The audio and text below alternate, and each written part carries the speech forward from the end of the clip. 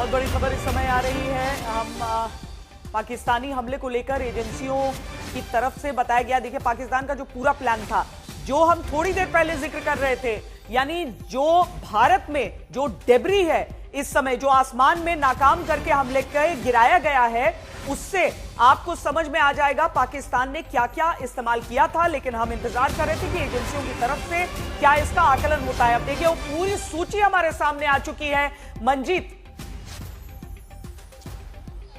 बिल्कुल श्वेता, हमारी पिछले 2 दिनों में हमारी एजेंसियों ने जो सबूत इकट्ठा किए हैं, जो इनपुट उनको मिला, उसके मुताबिक पाकिस्तान ने एक तरह से अपनी पूरी जो मारक क्षमता है एयर डिफेंस की, फाइटर्स की और ड्रोन्स की, वो पूरी इस्तेमाल की है। लंबी लिस्ट है। फाइटर की बात करें तो JF-17, F-16, JF-10, ये जो 2 चाइनीज़ हैं, एक अमेरिका मेड फाइटर है। मिसाइल में PL-15, AMRAAM air to air, air to ground हाफ missile, ground to air HQ-9 missile system, drone में DJI मिल वर्जन। तो ये लिस्ट है। अभी तक जो डेब्रीज मिली हैं, जो दूसरे डिजिटल फुटप्रिंट मिले हैं और जो इनके रडार सिग्नल पिक के जरिए जानकारी मिली है, उससे ये लंबी चौड़ी लिस्ट एजेंसियों ने साझा की है। और ये साफ तौर पर दिखाती है कि पाकिस्तान पूरी तैयारी के साथ और अपनी पूरी ताकत के साथ पिछले 2 दिनों में भारतीय सैन्य ठिकानों को, खासतौर से जहां पर भारतीय शहरों में सैन्य ठिकाने, उनको निशाना और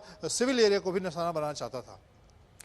तो देखिए, जो सर हम जिन मिसाइलों की बात कर रहे थे, वो वही मिसाइलों के नाम निकले हैं। जो PL-15E की बात हम कर रहे थे, उसका इस्तेमाल एयरक्राफ्ट में क्या क्या, तो देखिए F-16, J-10, जो ऐसा लग रहा था कि जिससे वो मिसाइल फायर की गई है। जी, मैं एक ऐसे लाइटर उसमें मूड में अपने दर्शकों को बताता हूँ कि जो हमारे पास नॉलेज है यहाँ पे आज तक पे, मुझे लगता है वो इतनी ज्यादा नॉलेज है कि हमें गार्ड करना होगा, क्योंकि कमाल की हमारी एप्रिशिएशन थी। कल भी हम बात कर रहे थे, रात को भी आप और अंजना जी रात को भी बात कर रहे थे। देखिए, क्योंकि हमने जो उनका इक्विपमेंट है उसकी इतनी अच्छी तरह से एनालिसिस की है, जो उसके पास एयरक्राफ्ट है, हम ये J-10 को भी कंफर्म कर रहे हैं। इसका मतलब J-10 जिसपे चाइना इतना, मतलब जिसको इतनी वो करता है, वो भी स्टेल्थ एयरक्राफ्ट कहता है। स्टेल्थ का ये भी दर्शक समझिए कि स्टेल्थ का सीधा मतलब होता है कि हमारे रेडार नहीं पकड़ा जाएगा। लेकिन न केवल रेडार पकड़ रहे हैं, बल्कि हमारी सुरक्षा प्रणाली पकड़कर फायर कर रही है। हमारी एयर डिफेंस सिस्टम पकड़ रहे हैं, उससे जो वेपन रिलीज कर रहा है उसको डिस्ट्रॉय कर रही है। तो हमारी जो नॉलेज, हमने जो हमारे एयर डिफेंस सिस्टम्स है, बगैर दुश्मन को उसकी लोकेशन दिए या उसके बारे में ज्यादा बताए, हमने अपने दर्शकों को बताया कि हमारे पास भारत में ये सुरक्षा के लिए, एयर डिफेंस के लिए ये सिस्टम्स है। और पाकिस्तान की शक्ति लिमिटेड है। J-10, JF-17, जो कि बहुत ही अनटेस्टेड, अनप्रोफेशनल, मतलब अब कभी बैटल हार्डन्ड एयरक्राफ्ट नहीं है। उस पे उतने क्वेश्चन मार्क हैं जितने पाकिस्तानी माल, जितने चाइनीज माल पे हैं।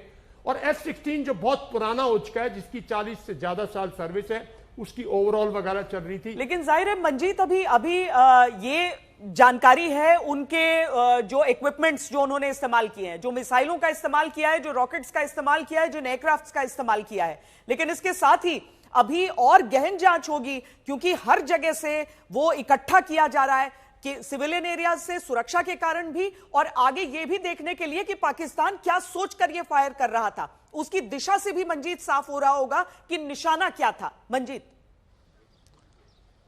ये तमाम चीज़ें एक तरह से सेनाओं को आने वाले समय में पाकिस्तान की रणनीति को समझने में भी मदद करती हैं। सबूत के तौर पर भी भारत इसका इस्तेमाल करेगा और ये पूरी पाकिस्तान की रणनीति को दिखाने का काम करता है। तो आप देखिए कि हमारे जो सिस्टम है, हमारी एजेंसी हैं, एक तरफ से चौतरफा सक्रियता है।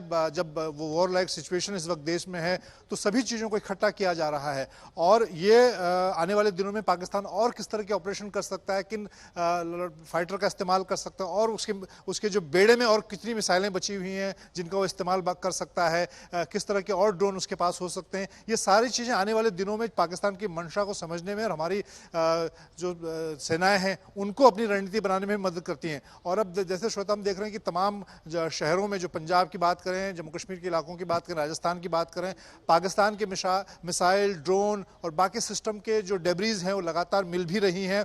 और और उनको इकट्ठा भी एजेंसियां कर रही हैं। और ये एक तरह से पाकिस्तान की मंशा और पाकिस्तान का डेस्परेशन को भी दिखा रही हैं। आज शाम को जब विदेश सचिव इस पर एक प्रेस कॉन्फ्रेंस करेंगे, उससे भी कई चीज़ें सामने आएंगी। जिस तरह से कल विदेश सचिव ने एक तस्वीर भी दिखाई थी कि इस तरह से पाकिस्तान के सैन्य अधिकारी एक फ्यूनरल में मौजूद हैं। तो ये सारी चीज़ें डिप्लोमेसी के दौरान भी दुनिया को दिखाने के लिए भी इनका इस्तेमाल होता है।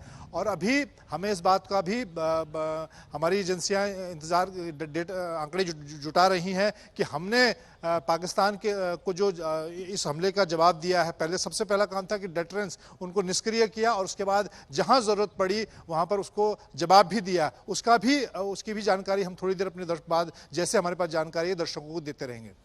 श्वेता, मैं अपने दर्शकों को थोड़ा सा HQ9 बार बार हम लिख रहे हैं उसके बारे में बताना चाहता हूं। कल हमने बताया था कि जो पाकिस्तान का लाहौर है, लाहौर के पास जो उसका एयर डिफेंस सिस्टम है, उसको हमने हमारे ड्रोन्स के जरिए डिग्रेड कर दिया, उसको डिस्ट्रॉय कर दिया ऑलमोस्ट।